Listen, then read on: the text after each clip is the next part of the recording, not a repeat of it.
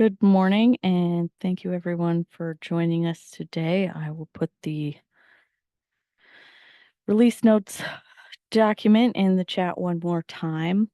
Um, the big thing, which I don't think we're seeing yet, at least it wasn't there when I checked it yesterday, is the opportunity to create a new discovery experience Primo view. But we'll check again as soon as we get in here. But so I'm just going to dive right in. Um, so the thing in Primo release this month, that is probably most applicable, although not too many people have this set up, database list set up yet, but journal searches, I think several of you have set up, is configuring the ability to search by a specific leading character or number. Um, and so since I know that Abby has the database page set up at Whatcom, I'm just going to show you where the configuration is. I'm not going to turn it on unless you want me to, Abby, because what it'll do is it'll actually just create letters and numbers down here so someone could click on it. Um, anyway, so we're here in Whatcom and you go configuration and then discovery, and under other, there's now a new uh, page called A to Z database and journal search configuration. And all you have to do is add a language. And so if you do have multiple languages set up, you can choose from the drop down of those languages to set up a new rule. And so then you can choose numbers if you want, and then you give it a name like search by first letter. And that's literally it. And then you would hit save. Um, Okay. Yeah. Yay. Thanks, Abby. Okay. So it's on and you can deactivate it. Obviously, you could set it all up. And then we'll refresh this and see. Da da da da. I And love now, it. That's so great. yay. So just a nice little useful uh feature release. What do you know? Uh so yeah, so this is cool. I think it'll be really great for journals as well. So it should be turned on for journals, although you've got yours going to browsing, which is awesome. Um, but if somebody else knows they've got their journal page turned on, I can't off the top of my head remember specifically, but that is what it does. It just makes these um letters. Of course, with libguides, you may know that the letter is grayed out and not clickable if there is not a resource with that letter. It does not seem to be the case with um, this one, so there may be uh, additional feature releases in the future that would, instead gray those out. I'm not too But worried though, really, because people get to know a certain database and this will just help them get there if they come through one search just that much faster, if they don't already have it bookmarked or whatever. Yeah. Yeah. And for journals, I would bet that there are probably journals with most starting letters. Um, I mean, yeah. Oh, I know somebody set it up because we just did it. And I know my alphabet this morning, I swear. Uh, oh, it's in their test view. Just kidding. Okay, but journal search. Do we have it on for Big Bend?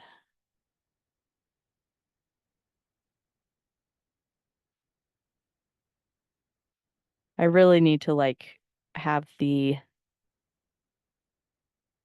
okay. So it would show up here.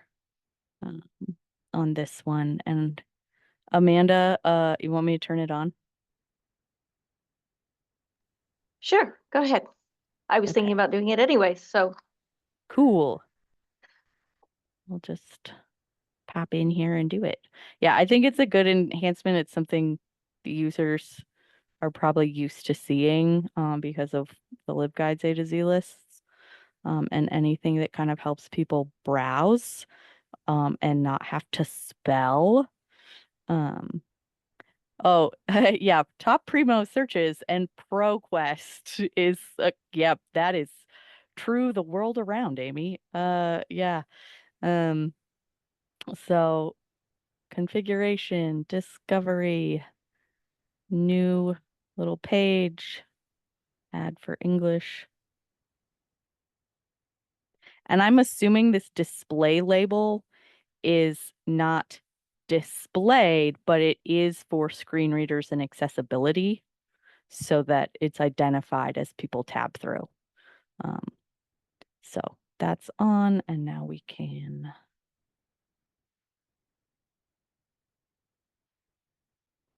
Yay. And now we could click on, and now people don't know how to have to know how to spell yacht. And they might just find fun things like the Yadkin Ripple from North Carolina. Um, so yeah, that's a cool one. That's useful. Yay. All right. Um, so I'll exit out here, although I'll probably be right back in. So that's kind of the big one that I was like, yay, function for Primo. I did see that there was a note in resolved issues about publication date filter not working and perhaps being improved. I'm not sure entirely since that was from a support case, if it was something they discovered that was global enough to warrant this. But if you have a search that you've done before that you know publication date was incorrect, and you can confirm or deny whether it's now working. Um, there was also an issue with testing norm rules for local fields. And I know that this, I ran into the error kind of randomly. So, and I figured it was just a connectivity or thing or something, but apparently it was not. And there were multiple support issues. So that was fixed. Now, as far as Alma goes, hopefully it comes as no surprise that the new manage patron services and return items UX is now the default. So if you have any users who were still clinging to the old version, no, manage patron manage where fulfillment. There we go. Um, and we'll just user test. Yeah, yeah, yeah. This new UX with the side info and the tabby bits is now the default. One of the things that I was able to share with a Circ person who hated the new UX because of the way the records were displayed here was the ability to show detail pane in split view. Um, and that, yeah, I mean, obviously it's a lot more illustrative when they're actual loans, but test user. Um, but yeah, there's also a switch to record view. So if you have Circ staff that are frustrated by this view, you might just show them these options for record versus table view and the showing details pane or in split screen. And if that kind of helps them out with the new UX. Um, the new title search, this one is, oh, interesting that the new view is, well, maybe it's the 11th. I can't remember the exact timeline for production on the Alma interface. Notes, calendar. Can't remember. Is it the 8th or I knew our this meeting is before it by a couple days. The 11th. So it will be absolutely um default to the new one on Sunday. How did you get to the new one? This must have So saved if you don't have it on already, if you go to your details and UI preferences, no, where is it? Feature rollout preferences. Um, I don't like, obviously I think I turned mine on and now so it did it already, but it should have Yeah, I don't have rolled that out. there to turn on, so I don't know why. Huh. Huh. Very weird. Because, Guess I'll find out on the 11th. yeah. Well, and I mean, like the 4th, like it could have showed up on the 4th or it could show up on the 11th. Yeah, I don't know why um, the new title search, will get sunsetted in September. So if you have circ staff, who don't work during the summer, and will suddenly come back to, or cataloging staff, a new title search, you may want to get them comfortable with it now. So that's in future rollout preferences, and turning on the new layout. Um, so um, yeah, so that's the August release. So right at the end of summer. All right. So within the new title searches, there were quite a few enhancements that rolled out with this one. And to be honest, unless one of these things is something that you work with daily, oh, thanks, Bobby. The release on the 11th is just to fix any issues they found on the 4th. So I don't know why yours would still be the old one. Um, yeah, so in the new titles, UX, there's quite a few things that if you don't work with it every day, it doesn't like particularly make sense to you, but I put them all here so that this document could be shared with your catalogers, um, so that they know now what has been released. Um, the one that I thought was interesting that I haven't really played with yet is the enhanced electronic portfolio available information in title searches. Um, and so there'll be a calculated availability indication on this now based on both the portfolio level and the service level configuration for the collection that the portfolio is a part of. Um, and you can export that title list and get that availability in the export file, which is great because I think the way I've always done it is like create a set of available or not available portfolios, but then I gotta like cross-reference because, well, it's available in the service, but not available in portfolio, so that means it should be available. It's the whole thing. Um, so this could be cool.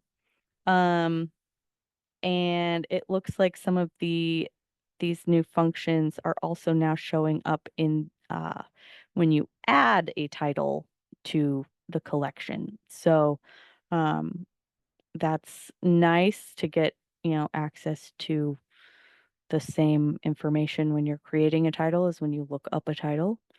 Um, search query design. This is like a behind the scenes thing.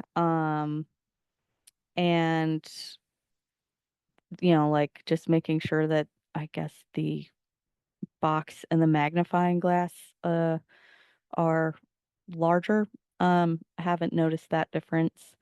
Some text improvements. Um, Again, this is really an accessibility as far as like visual impairment. This was an interesting one. If people are using resource sharing and using a closed location for your ILL to kind of be a temporary holding place for those titles, um, I believe you've always had to just kind of override the lending request due date if it falls on a closed date because um, resource sharing requests didn't kind of operate by the same TOUs that fell under the closed library um, thing. Sorry, I'll show you what a closed library configuration. Where is it? So it is typically under every single individual TOU. And if we go into fulfillment and we look at TOUs, and you look at a loan one and look at due date management, closed library due date management, you can set it to change the due date to be after the close date of the library. We did coincidentally run into a small problem with this with Big Bend because I think for some reason it was uh, taking into account this closed hour management. So the due date was, 23:59 and the library closed at 1 or 2. And so then it was pushing it another day for some reason. Um, and so we had to kind of just go to no change to due date for all of them on Big Bend so that, yeah, anyway. Abby, I would love to discuss that. So let's keep it for after release notes. Um, so yeah, so now in the resource sharing terms of use, you can see the closed library due date management, which you didn't used to be able to in lending resource sharing. So this is a new line here at the bottom, but if you're not using it, doesn't matter. So that was one. Linked open data for local authorities. I don't know if anyone's really doing um, this, but if you copy community zone authorities to work with them, I don't know. Anyone using the metadata assistant for cataloging yet? Sometimes. So they are continuing to throw development into that. Um, so, I'm curious if people are using it, like when you see changes, let us know. Um, in the AI metadata assistant, you can now upload PDFs or Word documents. Um, and to like help to generate the metadata. So that's kind of cool. This one was interesting that I haven't played with just yet. Um, the um, the second line here isn't related to us, so I'll just delete it to keep it from clogging us. So you can delete portfolios from the metadata inventory section. So if you're trying to clean up collections or weird local things or duplications, that's nice. In physical holding search, that the holding search is part of the new title search UX. And so there's been some less than obvious navigation between holdings and title. So it sounds like they are trying to improve that with some more enhancement to it. Uh, the search labels management. So I don't think anyone's using these, but like you can add labels to holdings and titles from a results list. And then it shows up, and now they've got a permission to limit that. Okay, XML of the normalization process for metadata records. So this is one that gives permission to do normalization rules with XSL. And again, I think this is one of those like, this might be something for large libraries who have, crazy granular responsibilities. But probably, um, right. So all catalogers have this, but maybe there's crazy libraries that have catalogers that they wouldn't want this permission for. I don't know. Um, Persistent sorting routine for physical items. So your default should now be saved. When you view a physical items list, I think it's, date, title, relevance, and that will be at the user level. So that's something. This is something really cool, and I do want to actually look at it. So definition of community zone behaviors for new and deleted profiles. One of the problems when you activate new profiles associated with the service is then when the service is updated and portfolios are deactivated, they don't get deleted. And then you have these community zone electronic collections full of portfolios that aren't active. And that could be a mistake. Like sometimes it's just weird and it turns out you do have access. And a lot of times it's because that portfolio is not part of the service. And it could be that the vendor changed the coverage significantly and just made a new portfolio instead of updating the existing one. It could be that they like no longer have that journal at all. Any number of things. So this is real awesome. Um, and very nicely, very conveniently for existing activated services. So if you already have um, portfolios set to yes, activate immediately with service updates, it will inherit yes to automatically delete portfolios. I've never seen this cause ghost records. Um, Yeah, so if stuff were should have we'll have to look at that, Abby. Like if we need to go back and retroactively delete um or set to yeah. Um things that should have been deleted, but yeah. But this was a big one, so I'm gonna definitely keep my eye on it.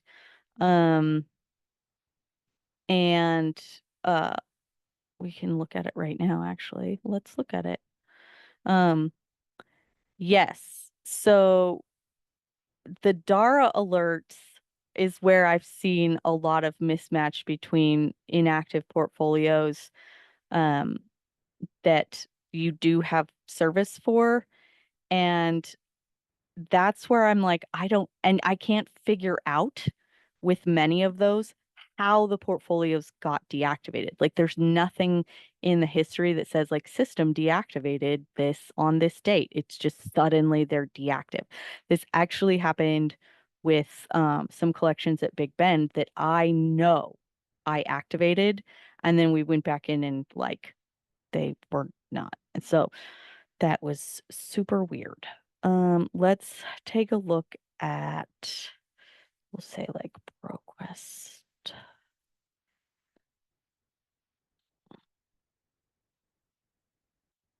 Oh shoot, I did. It's a portfolios. That's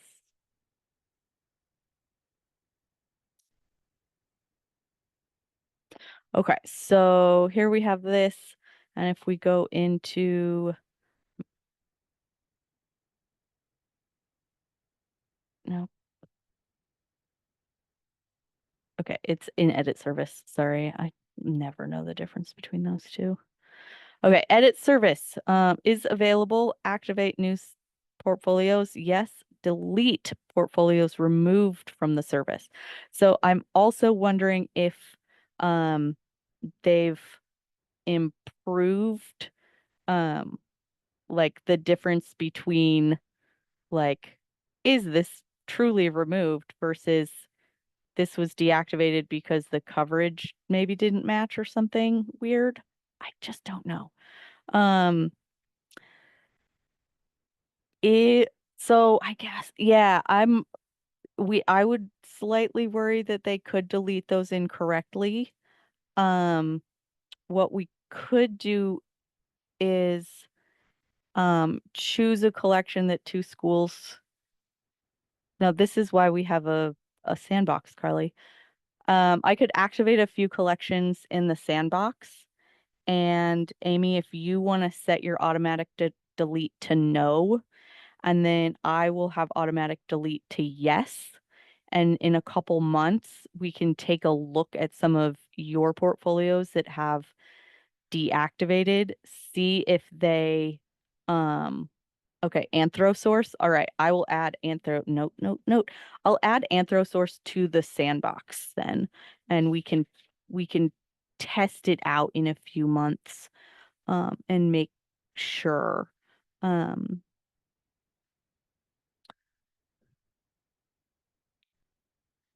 a report that we could run that would show us just these settings.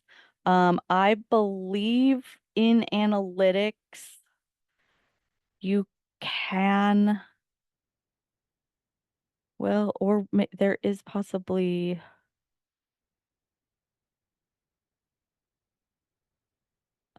um,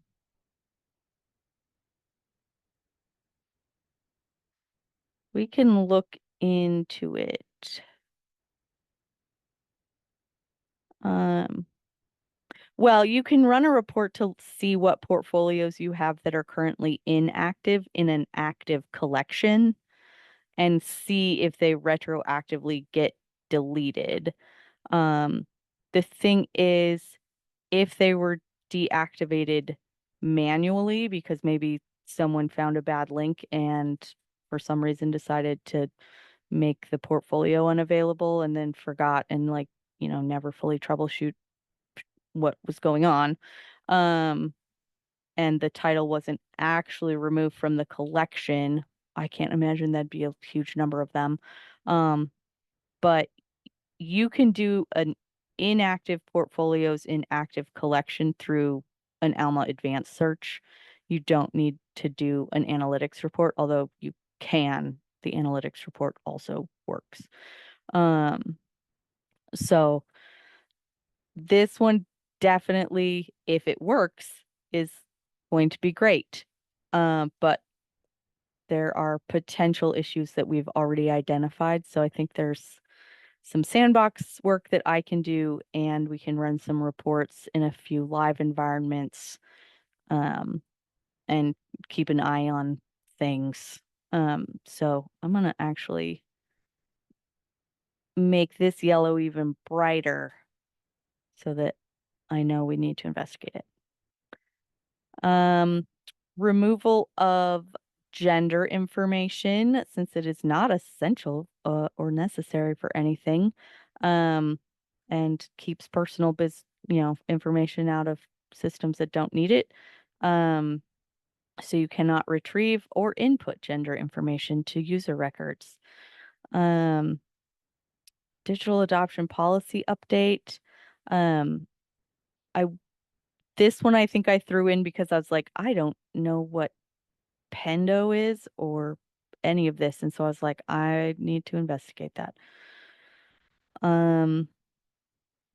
When doing date related searches, for a user's advanced search, you can now use a few preset filters for range of days, which is nice. So if you need to find all students that have expired, more than 180 days ago and see whether they have a purge date.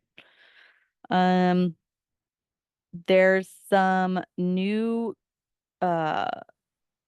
security stuff. So with MFA, there is a if password reset, the link now times out in 10 minutes and is only usable in the same browser where the login flow started from.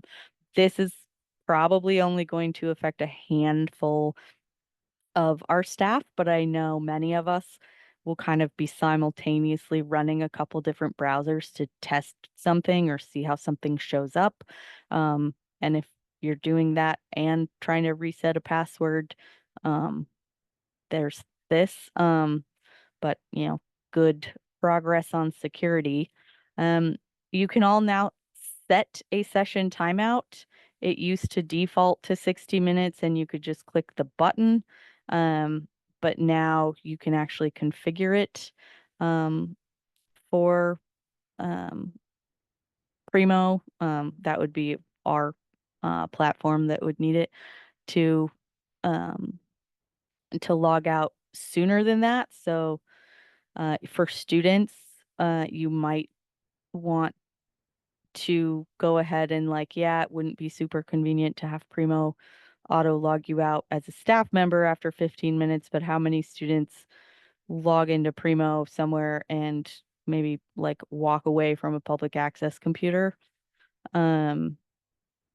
So I don't know. Your call. Default remains 60 minutes, so you don't have to change anything if you don't care, but it will be under configuration, general configuration, and the new line of session timeout.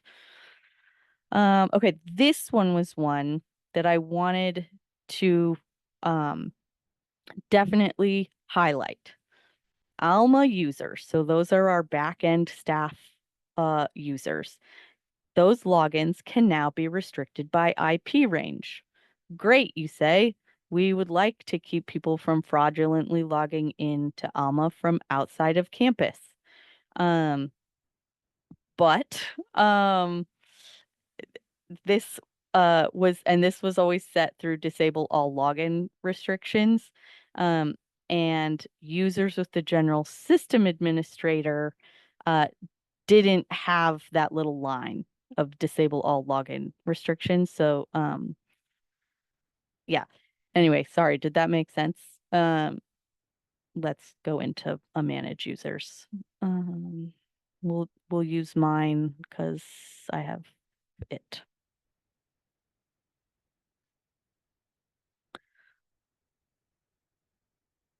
All right, so down here, user management information, disable all login restrictions. So default is probably that it is not clicked. Some people, when they've been having issues logging in, particularly from off campus, I may have come in and clicked this for you on your account. But there's a new configuration under general and security to apply this restriction for all users. So it would restrict every single Alma user to logging in through a specific IP range. Again, you might say, this sounds great, except yours truly is not at your IP range. And emergencies happen and we work remotely. And so you might need to log in from home. So make I'm gonna say I don't recommend uh doing the apply restrictions for all users. I would maybe over the summer try it and then go in and unclick it for a few people that work remotely. That would enhance security, but I wouldn't do it during the school year when people are actively working, perhaps from home or from conferences, or me. So anyway, this was a big one. I didn't want someone to see this and go, yes, let's apply restrictions for all users, and then me to not be able to get in. So please don't do that. Unless you then go in and unclick it for the whack to click account. And my primary identifier for everybody's colleges is WACTCLC. So you can very easily search it. Some of them may have my name in it, but I think a lot of them are just like whack to click, whack to click, whack to click. First name, last name, primary. Okay. So yeah, so there was that. Please don't lock me out of your system. This one was one that I wanted to dig in a little bit more. So, this was in, so this is in the analytics visualization, I believe is what it is when they're talking about Canvas. The Canvas, it's like the screen, the slide deck, the, display box.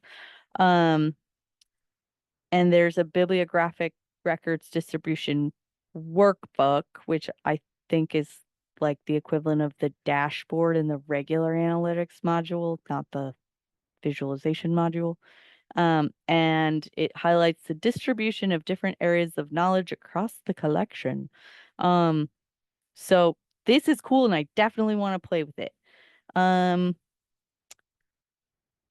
think it would be in data visualization.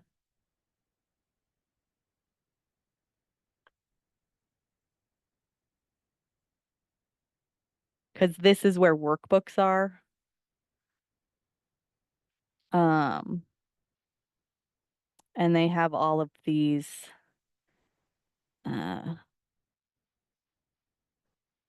so the existing bibliographic records distribution. Okay, let's find it. And it might be second tab at the bottom of the page. Oh, that was.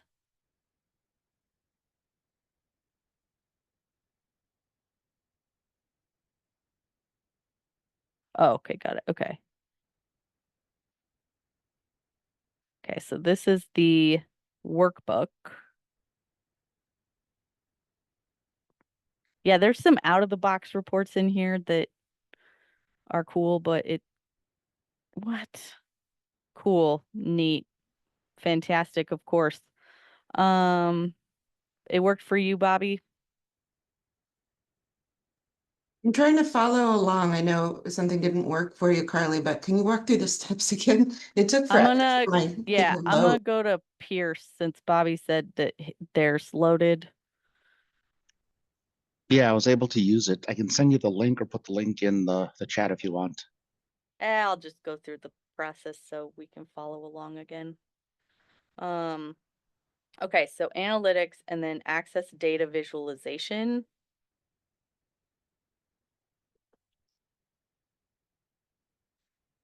And bibliographic records. That's already more promising because it's nope, just doesn't like me. Oh, but then it went to a new. Dang it. Don't save. Yeah, can you put the link in? Maybe it'll load with specific link. Or maybe analytics doesn't like me today.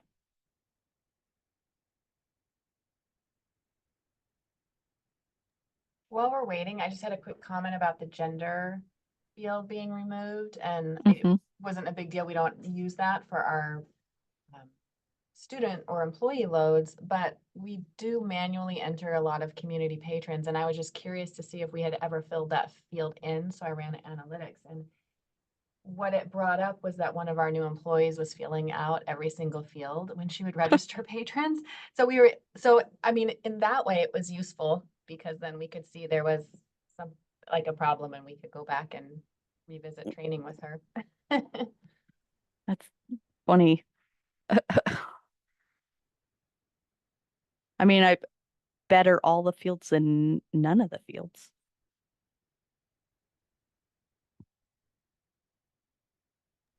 And if you notice at the bottom, you got the two tabs. The second tab gives you what is shown in the release notes. Ah, okay, so it's down here and we've got the new one and now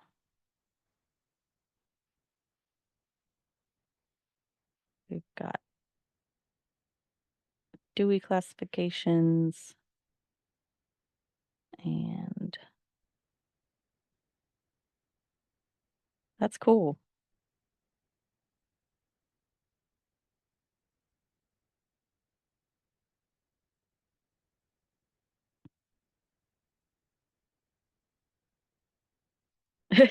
Yeah, well, and I wonder if um oh yeah, well, and this is an out of the box one, so like any out of the box one, I think you'd have to I really need to know more about the data visualization. I think you'd have to duplicate the workbook to make it local and then edit it because this is like looking at, you know, the read-only version. Um oh, and change the reports behind this Dewey one. Yeah. So cool tools, but it takes a fair bit of time to kind of dig into um the function and editing of these. So yeah, maybe we'll do an advanced analytics data visualization workshop one of these days. If I can find some halfway decent Ex Libris trainings on them, which I have yet to. Um, all right. And then the final thing that I was like, you know, good enhancement is there used to be a limit of 10 local holdings parameters. There are now 30, and this is physical items holding details for defining those. Um, and I don't know how many folks fully use those. Correct me if I'm wrong, Isaac. I think you do some stuff with local parameters because I think I've seen it in your display logic rules.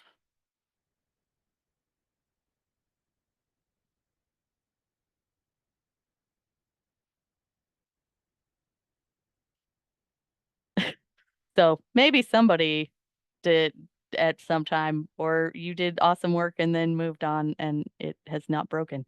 Um, so I did grab the link to the new title search just in case there were folks at your college that were not had not switched over to it yet and need to kind of um get familiar before it goes away in August. I also uh, saved this little 1 minute video that's probably not even useless. And if I'd realized it was only a minute, I would have watched it before now. But they do have this little thing highlighting the new and deleted portfolios feature that we already looked at. But if you want that little quickie. Um, so, um, yeah, there was also, I will say this, there was also a lot in this release having to do with the AI research assistant. And um, it made me really think about um, the increase in the discussion around AI and how turning on that research assistant is going to be something that is a bigger discussion for your libraries where you want to bring in your instructional librarians as well. And so I have given myself a deadline to figure that out and made and I could probably add AI research assistant. Oh, cool. Thanks, Abby. We'll have to connect because on May 27th, um, I would like to do kind of like an all about Primo's research assistant. And by all about, I really just mean let's see what they've actually documented and like show how it works. Um, because there were quite a few enhancements that came out with this feature release. But so far, I think Bellingham is the only school that has it live. Um, I think I can figure out how to turn it on in a sandbox and do some authentication to actually get into it. Um, it's one of the features that, oh, Highline now has it live too. Okay. Um,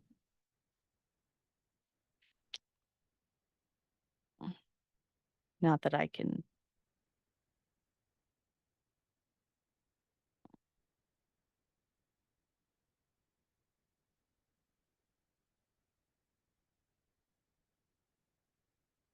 Where do you have it?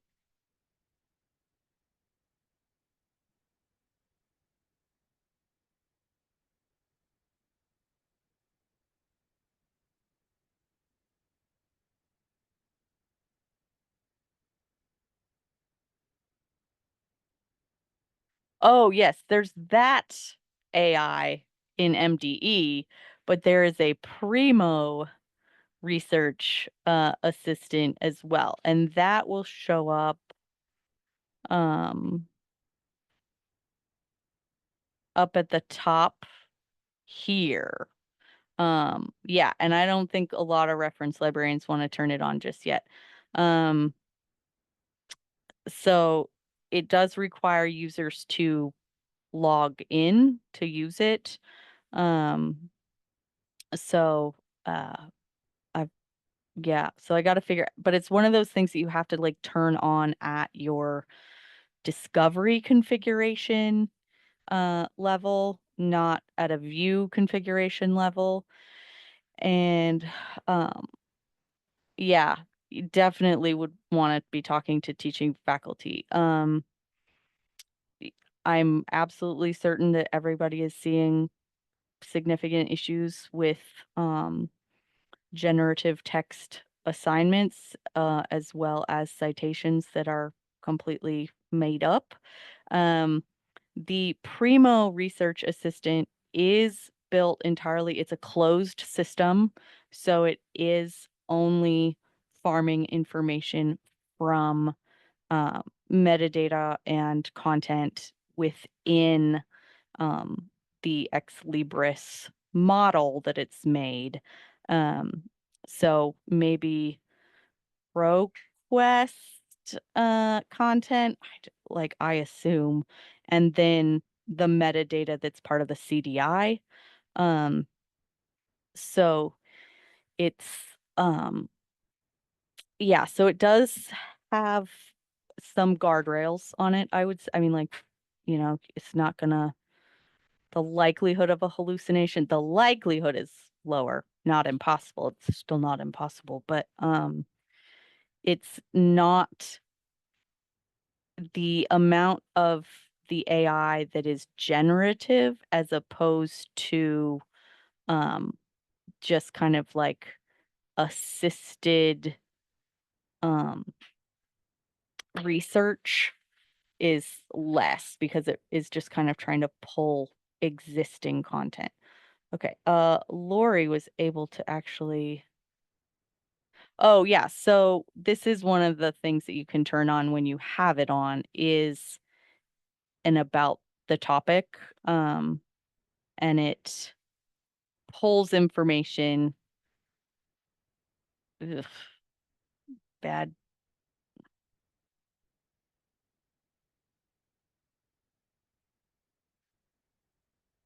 source word origin. So this is a weird one. And I don't think this is entirely what it is. Isn't that like suggested resource or something in the Yeah, config it or the should view? it should show up on the right side as far as the demos I've seen, with like top people related to this topic and suggested resources, kind of like when you go into ProQuest and you download an article and it was like, people who downloaded your article also downloaded this article. Are you interested in them? But it's right here in Primo. Don't you have to be logged in, you said? Yeah.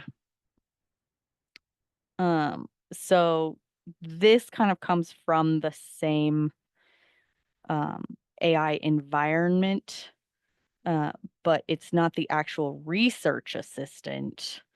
This is just pulling a, like, what's a likely encyclopedia topic, and then it still sends you to a real encyclopedia, which also requires me to log in. So yeah, so I'm gonna work on that. I should be able to figure out how to create an internal login authentication to use it in Sandbox. Oh,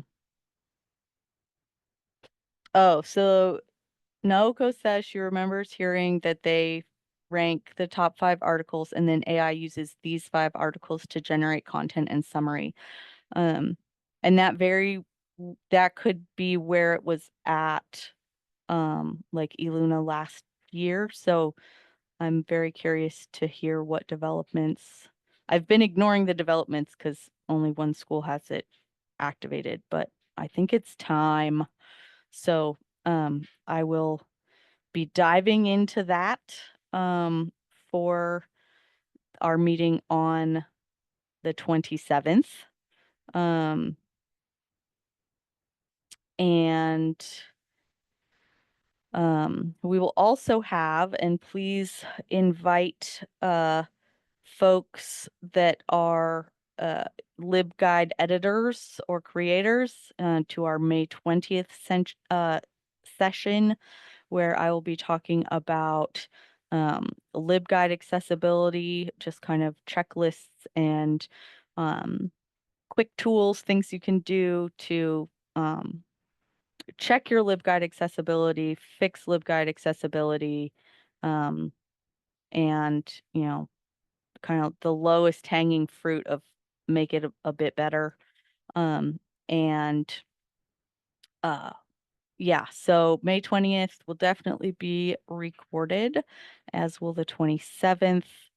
5 minutes till the end of the meeting, Abby asked about resource sharing, and I'm not in.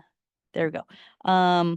So the resource sharing module can be set up to automatically send Primo requests into your WorldShare environment. So if you already have WorldShare, a subscription for that, and you want to kind of eliminate the manual work, or you want to create parity between the experience of students placing a hold or filling out some other request form in Primo, we have figured out how to get a Primo resource sharing partner configured to be WorldShare. You then are able to view that request in Alma, and from WorldShare, if it's like a digital document, you can download the document, upload it onto the request in Alma, and email the student with the like letter template and everything already set. So you don't have to like type out a whole thing. It also then allows you, when you receive a physical book from WorldShare and the request is in Alma, to say, this has been received, which then sends a notice to the user saying your ILL request is at the library. So again, you don't have to manually send those updates. It's just a button click. So we've done this once. I have talked to Ex Libris customer success support team. What are they calling it? They're calling it the something kind of dumb, but I met with them about it. It's like premier service, da da da da. And basically they were like signature success program. That's right. Yeah, they're wanting to make sure that their library consortiums actually have a customer success manager and a tech services person to help out. Because we haven't for like a year and a half or more. Anyway, I told them, like, hey, I tried to set up resource sharing with an automated world share, and the documentation from Ex Libris was extremely lacking. So I'm not saying that I need to like pay for extra support to set this up for my schools, but I would like you guys to put some attention toward making sure that your documentation is better. Because I mean, we had to find stuff from other schools and do a lot of deducing that it must be true this way because it's true that way that someone else has done. Yeah, total mess. Um, so it is something like a system that sits on top of Alma Primo and WorldShare, like Clio, like Iliad. Um, not totally identical, but it does certainly help manage the process and helps um, fulfillment staff see what's going on in Alma without necessarily needing to get into WorldShare. Like they can at least see that there's been a request. No extra fees. It's included. Like Who turned it on? Who'd you turn it on for? North Idaho College. I want it. Yeah, let's make some appointments. It took us hours, just for the record. I think I could do it slightly better now. Uh, um, but it makes it so that yeah, I would love to have a tiny little small cohort if you've already got world share to get it set up. I think we can do it a little bit more smoothly this time. But yeah, it that way if someone puts a request in for an ILL item, you see it in WorldShare and you see it in Alma. So that is absolutely fantastic. Um, so yeah, that would probably be a like a work work party. Um, cool. Okay, great. This is excellent. I'm loving all the interest. Because the more we do it, the better I will get at it. But I've got one working now, so that's a huge step in the right direction. Um, so it is 11 a.m. Tomorrow I am getting on 2 different planes and headed to Bellingham.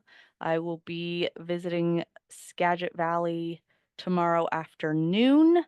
Um, and then on Thursday and Friday are the LLC meeting days, but Thursday afternoon, there's nothing super hyper critical. Yeah, thanks. I don't care. That I need to attend. So Bellingham Technical. Is Tracy here? Tracy's not here, but so I might be at Bellingham Technical, or I might just dip out if they're not available and chat with the Whatcom team that's not in the LLC meeting. So yeah, if you're around, I will also be trying to make it to Menace Brewery, Menace on tomorrow night between 6 and 7. Woohoo. And yeah. Um, so that's my travel itinerary. It is kind of packed. So if you don't get a response from me on an email. That is why.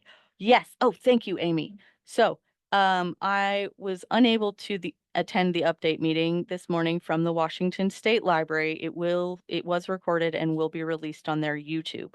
They did find out, Amy attended, thank you. They found out yesterday at 3 p.m. that the IMLS funding for the remainder of this fiscal year has been restored. So if you'll recall, Washington, Connecticut, and California were 3 states that were specifically targeted to retroactively like lose their funding effective April 1st. And the uh and there was a court case, and so I'm assuming there must have been some opinion. So I'm definitely going to be looking into that more. And oh, still no decision on Rhode Island. It's the ALA lawsuit. Cool. So those IMLS funds have been restored. However, I spoke yesterday with SpringShare, and the last time they talked to the Washington State Library, because of the level of uncertainty and their need to conservatively plan and serve the entire state, they at least this was the impression I was given yesterday morning. Again, now it might be different, but probably not. Was the SpringShare Ask Wa subscription is going to be canceled as of September 30th. But we are already in process of determining whether the state library is willing to have that AskWa environment, that domain with the SpringShare libchat, libanswers, whichever module it is, move under the Whack to Click subscription. And then I am meeting with Michael Brown tomorrow afternoon to talk about the state board's financial ability to cover more than they have in the past, because the state library covers about 60% of your full cost. And so I will not let you lose AskWa. SpringShare is the State Board of Community and Technical Colleges pays the other 40%. So I'm getting a price tag of the current amount that State Board pays and a price tag that SpringShare would bill just our CTCs, because of course you guys represent about 50% of the AskWa participants. So they're going to look at like how they would break up all those quotes and get us a price tag. And then I am willing, if other institutions want to continue to participate and can be billed directly for their entire amount, to keep administering the whole thing with them as participants. As long as it doesn't, like we're not going to pay for them. But I'm hopefully working with the state board and with Whack to Click executive committee to get the full funding coverage for the AskWA program. But that has literally been yesterday. And then tomorrow I talk with Michael, and I will probably have to touch base now again with the state library. Although I think I think the only thing that may have changed with this is that Sarah, who administers AskWa, now won't be laid off on June 27th. So SpringShare was just going to like temporarily administer the AskWa program until the end of the contract anyway. Anyway, yeah. The more we can keep everybody on the same virtual ref chat system, better that pricing works out. I did see, of all of our schools, I think the only one that has canceled AskWa was Everett. So if I am going to administer it, I will probably talk to them about like, why'd you cancel? Do you want to come back in? We need to know, because previously the state library let anybody join at any time. They basically paid like an inflated rate for libraries to join whenever. And I'm like, yeah, no, that's not happening. I'm like, we're paying for the schools that are participating, and that is it. So, yeah, we won't lose it. We'll figure it out. Spring Shares on board. They know that I'm willing. They're going to give me training. I was like, thank you. I completely set up the system for a school. I think I'll be okay, but I'm sure there's like a few little tiny things in the administration of multi group uh things, but I don't think it's that difference. Their interface is easy, right? I mean, like, and their documentation is good, and I'm not worried about their support. If this was a different vendor, I might be worried about the level of support, but it's not. So anyway, there is some news. There's not as much news as I would like. There are not firm answers yet, but it is a critical service for our college libraries. And